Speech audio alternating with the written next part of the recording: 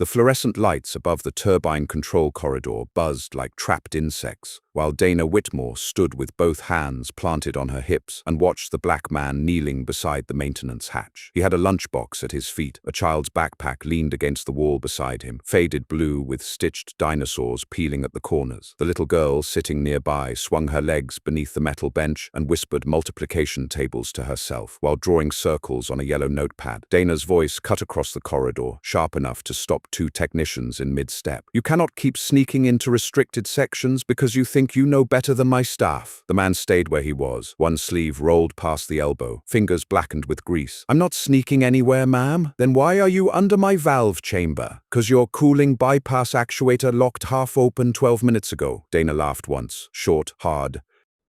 "You maintenance contractors always say that right before something explodes." The little girl looked up immediately at the word exploded. The man turned slightly toward her instead of toward Dana. "It's fine, Naomi. Keep working on your sixes." Dana stepped closer. No badge, no escort, no authorization packet. He walked into a nuclear facility carrying a metal lunchbox and a child. Her voice rose enough for security near the elevator to look over. "Call a real engineer." The man finally stood, tall, calm, older than Dana first assumed. Mid-40s maybe, broad shoulders hidden beneath a plain grey work jacket with no company logo stitched anywhere on it. He wiped his hands slowly with a folded cloth from his pocket. "Already did." Dana folded her arms. "Then where is he?" A silence settled between them. Down the corridor, beyond the reinforced glass, an alarm light changed from amber to red, not flashing, solid. Every technician in the hall stopped moving. Then came the sound, not loud.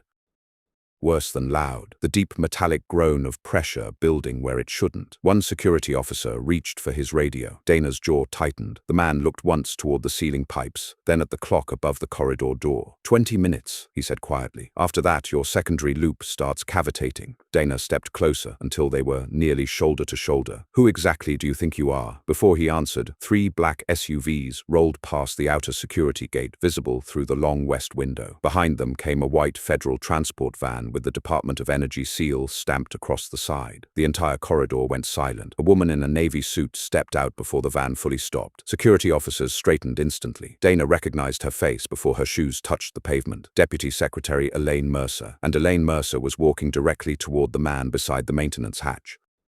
If you're watching from Houston, Detroit, Baltimore, Seattle, or anywhere else tonight, drop your city in the comments so people can see how far these stories travel. Subscribe and ring the bell, because this story is not about a machine breaking down. It's about the kind of person people overlook every single day until something vital stops working, and suddenly nobody can afford not to see him anymore. His name was Isaiah Bennett, though most people at the Calder Ridge nuclear station only knew him as the contractor who arrived before sunrise and left without saying much to anybody. There were men on that site who had worked around him for almost a year without learning his first name. That happened often to Isaiah, not because he hid from people, because he never volunteered himself into spaces where nobody had asked for him. Every morning began the same way, 4:38 a.m., not 4:40, not around 5, 4:38.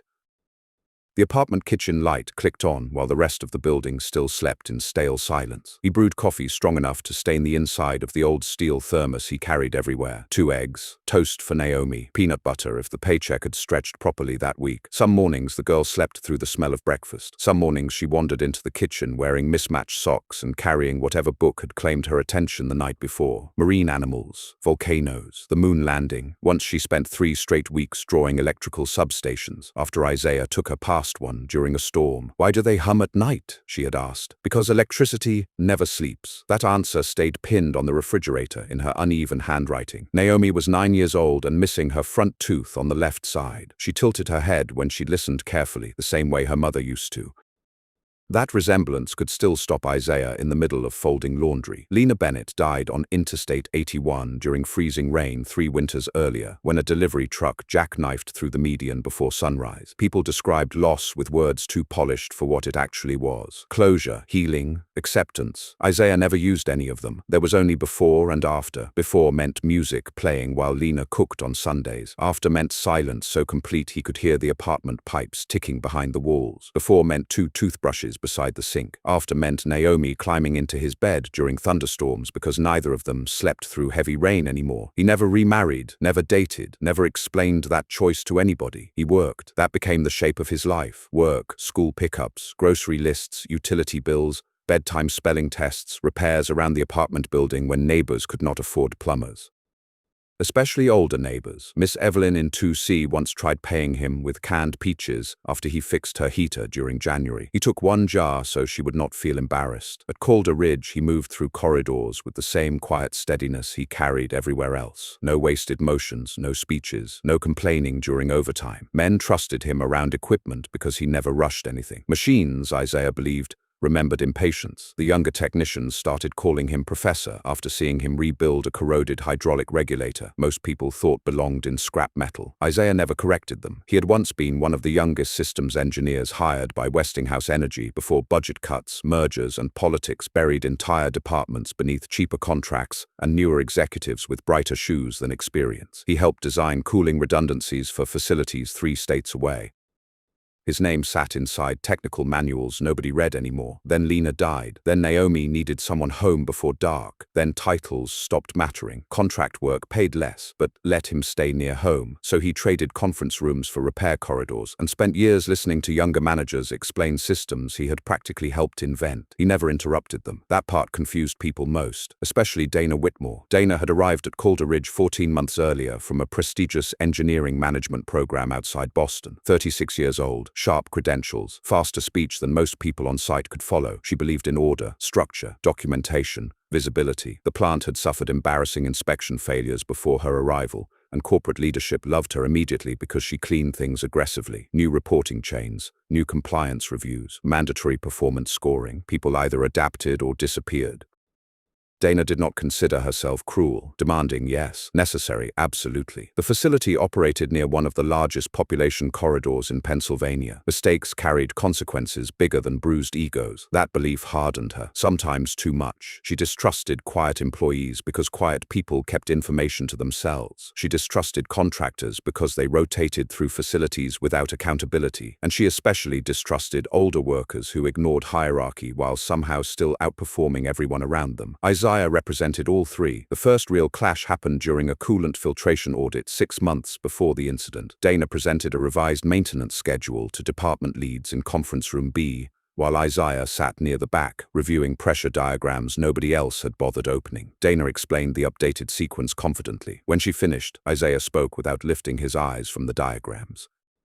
The thermal lag there is wrong. The room went still. Dana stared at him. Excuse me? If you stagger those shutdowns at 40-minute intervals instead of 22, loop C overheats during restart. Dana tapped her marker against the whiteboard. That model came from corporate systems analysis. Isaiah nodded once. Their model assumes clean exchanges. Ours aren't clean. Several supervisors looked away immediately. Dana asked if he had documentation supporting that claim. Isaiah slid a binder across the table without another word. Inside were handwritten notes spanning nearly 8 months. Temperature drift, flow inconsistencies, pressure delays during overnight transitions. Precise, methodical, embarrassingly accurate. The revised schedule was abandoned before lunch. Dana thanked no one. Isaiah expected none. Still, something changed after that. Dana started watching him, not openly at first, but she noticed patterns. The operators asked Isaiah questions before asking department heads.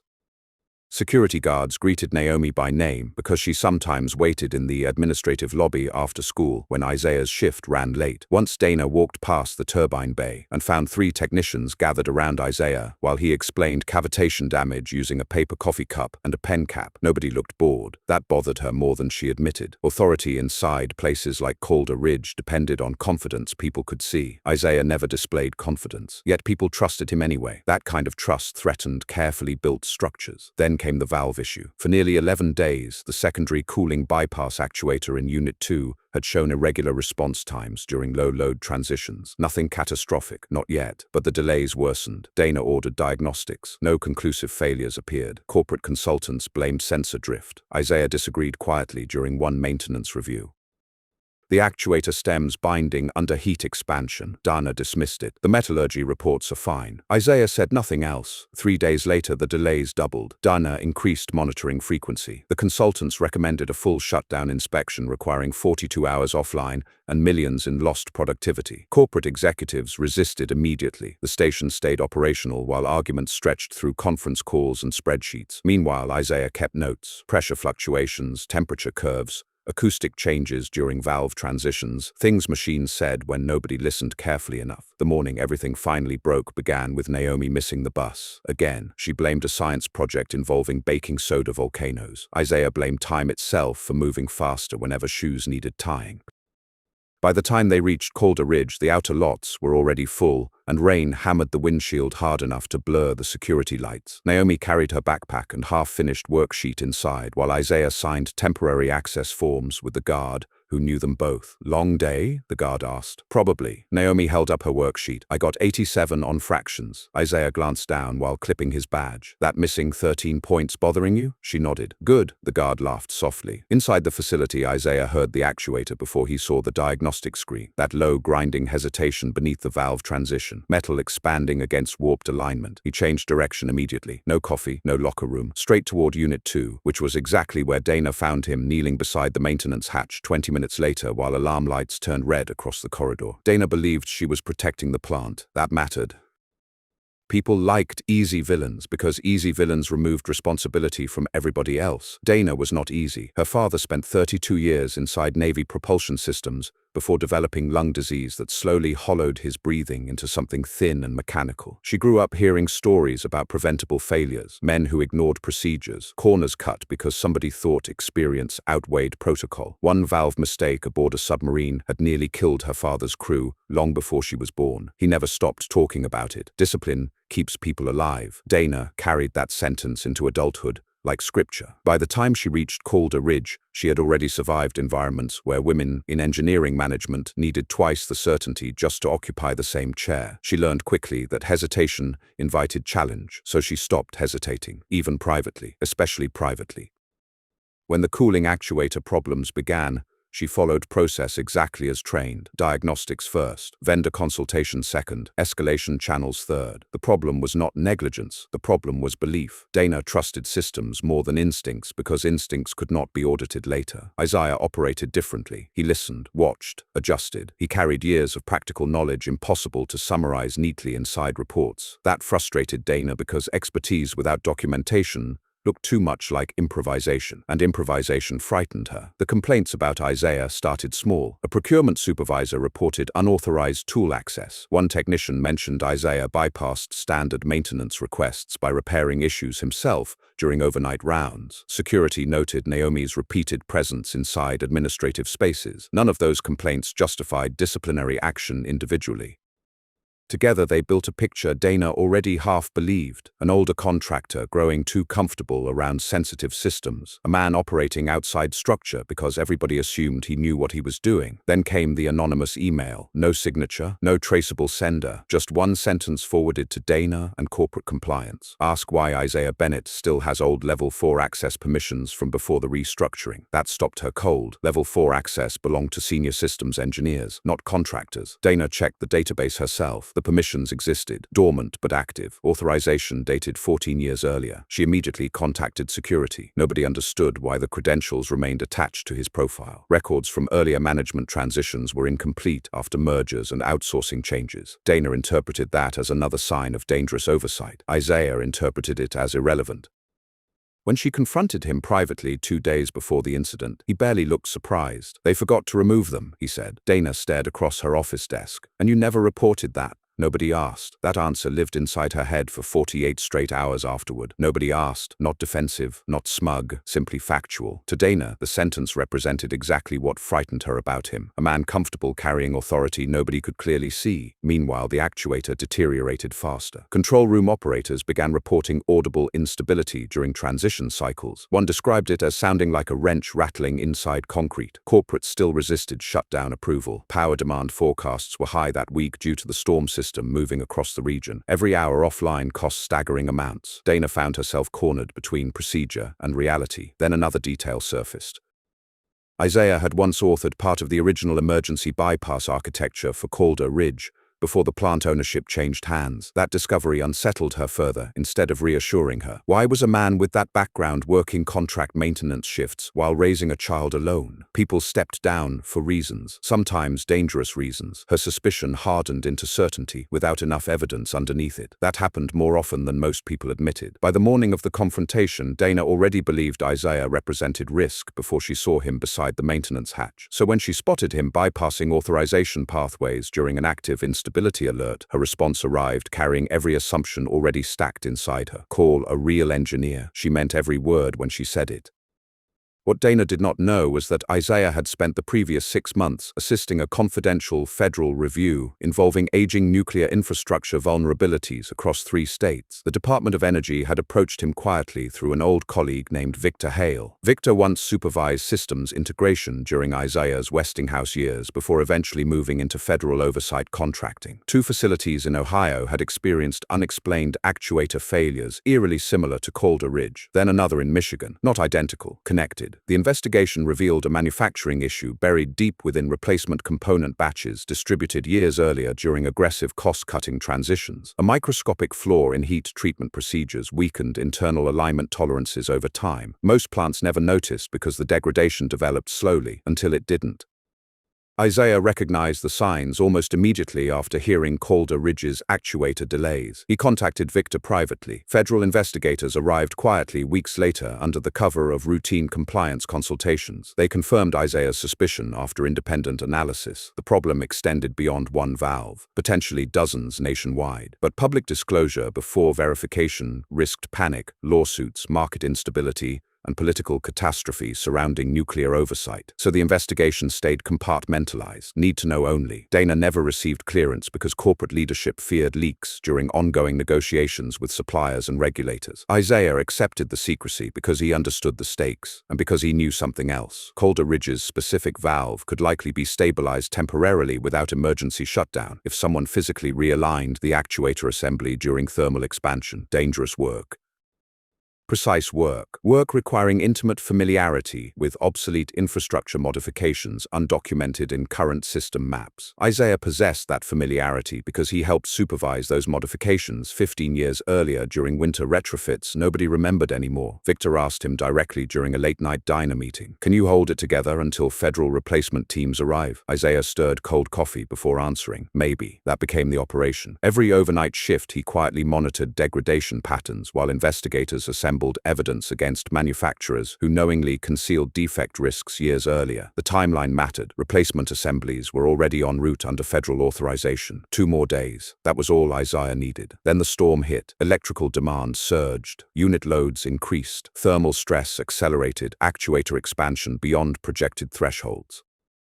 At 5:17 a.m., the bypass valve hesitated nearly 6 full seconds during transition. At 5:43, it groaned audibly across the lower service corridor. At 6:02, Isaiah heard the alignment slipping. By 6:11, he was inside the maintenance corridor removing the hatch cover, while Naomi sat nearby finishing homework because school buses had already stopped running in the storm. He did not notify Dana because notifying Dana meant procedural lockdowns that would trigger mandatory reporting chains before stabilization could occur. And once that happened, Unit 2 would emergency shut down under unstable pressure conditions, riskier than the repair itself. So Isaiah chose silence, not arrogance. Math. The repair procedure existed nowhere in current manuals because the retrofit design itself predated digital archiving. Isaiah carried the measurements in memory. At 6:18, the actuator entered critical binding. At 6:21, Dana found him beside the hatch. At 6:23, the federal convoy reached Calder Ridge.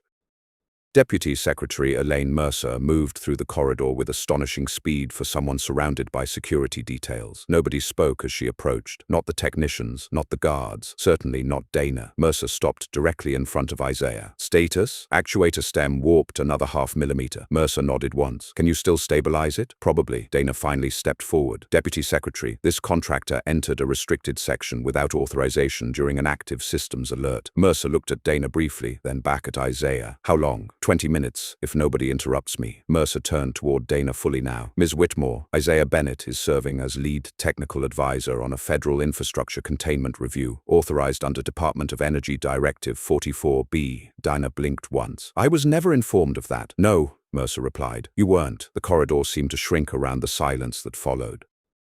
Isaiah crouched again beside the open hatch and removed a narrow tool wrapped in cloth from the lunchbox. Not fancy, hand-machined steel worn smooth at the grip. Naomi watched him carefully from the bench. "You said 20 minutes, she whispered. Isaiah glanced at the wall clock. 19 now. Mercer motioned everyone else backward. The next several minutes passed beneath the sound of strained metal and measured instructions spoken calmly into Isaiah's headset. Quarter turn, hold pressure steady. Again, technicians who once overlooked him now stood absolutely still, watching his hands disappear inside machinery worth hundreds of millions of dollars. Dana stayed near the corridor wall, unable to look anywhere, except at the man she had publicly humiliated less than 5 minutes earlier. No dramatic speeches arrived to rescue the moment. No triumphant anger. Isaiah simply worked. At one point, Naomi slid off the bench and walked over holding his thermos. "Coffee's getting cold." He accepted it without looking away from the hatch. "Thanks, Bug." Dana noticed then how steady his hands remained. No shaking, no rush, as though the shouting earlier had never happened at all. At 6:39, the grinding sound stopped. At 6:41, the alarm light shifted from solid red back to amber, then finally green. Across the control room, operators exhaled almost simultaneously. One technician muttered something under his breath that sounded close to prayer. Isaiah replaced the hatch cover carefully and stood. Grease streaked both sleeves now. Mercer approached first. "Stable, for now. Replace the assembly before Monday. Already scheduled." Mercer extended her hand. "Good work." Isaiah shook it once. Nothing more. Dana opened her mouth twice before speaking. "Mr. Bennett, But whatever sentence came next seemed to collapse before reaching air. Isaiah picked up Naomi's backpack. "You should review the undocumented retrofit schematics in Archive C," he said quietly.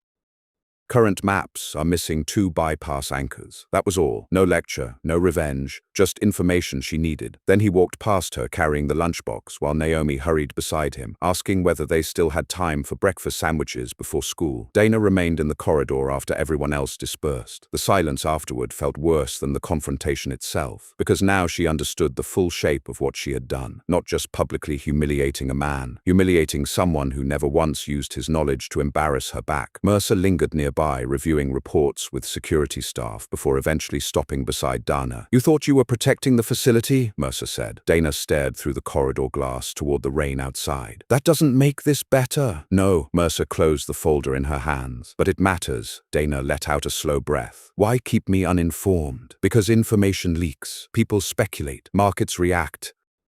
Facilities panic, and because Isaiah specifically requested operational discretion." Dana looked over immediately. "He requested that?" Mercer nodded. "Said you were competent. Said the less pressure on management during the investigation, the safer the plant would remain." That landed harder than anger would have. Dana leaned both palms against the cold corridor railing. Her father used to say procedure exists because eventually somebody dangerous thinks they're smarter than the rules. Mercer studied her quietly. "And sometimes somebody knowledgeable gets mistaken for dangerous because they stopped needing everyone else to notice how knowledgeable they are." Dana did not answer. She spent the rest of the morning reviewing archived retrofit documents Isaiah mentioned. He was right. Entire infrastructure modifications were missing from updated digital schematics, critical ones.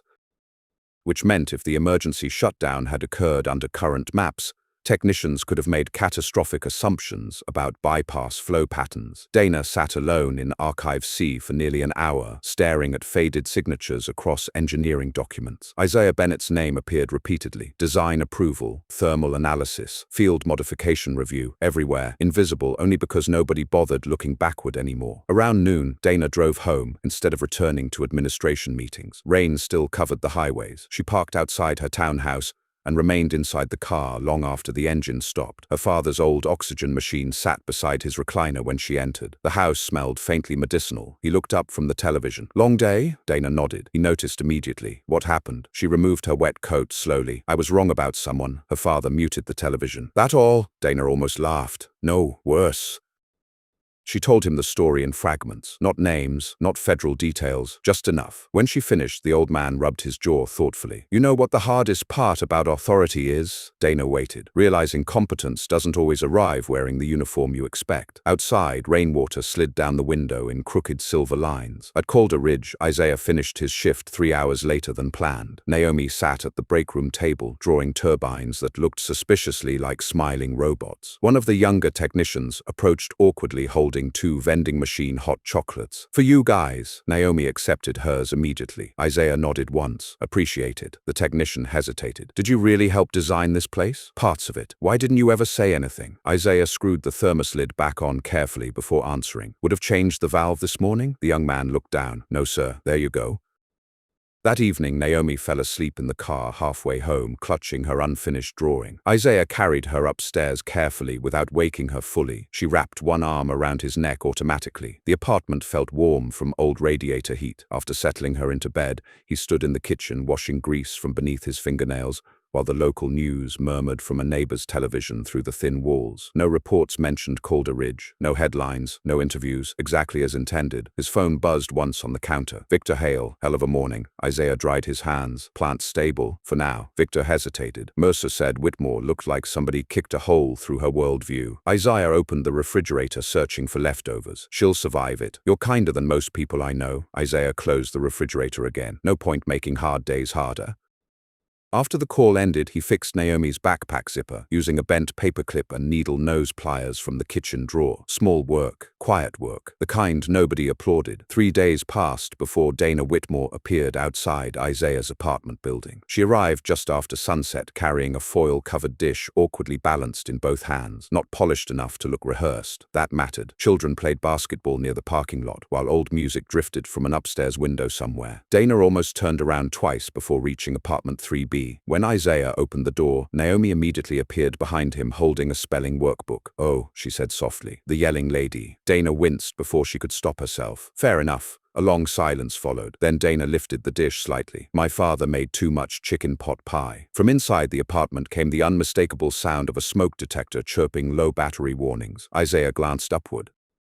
"Been meaning to fix that." Naomi crossed her arms. "He says that every day." Dana stood uncertainly at the doorway, while hallway lights flickered overhead. Finally, Isaiah stepped aside enough for politeness to survive. "You want to come in for a minute?" The apartment surprised her. Books everywhere, science kits stacked beside folded laundry, a chessboard mid-game near the window. Nothing expensive, everything cared for. Dana set the dish on the kitchen counter, while Naomi studied her carefully from 2 feet away. "Do nuclear plants really melt like in movies?" Naomi asked. "Sometimes things fail," Dana answered. Naomi nodded thoughtfully. "Dad says most bad things happen slowly first." Dana looked toward Isaiah. He was already dragging a chair beneath the smoke detector. "The battery died 2 weeks ago," he said. Dana watched him replace it with practiced motions. No ceremony, no symbolic speech, just a man fixing something small, because small broken things eventually wear people down.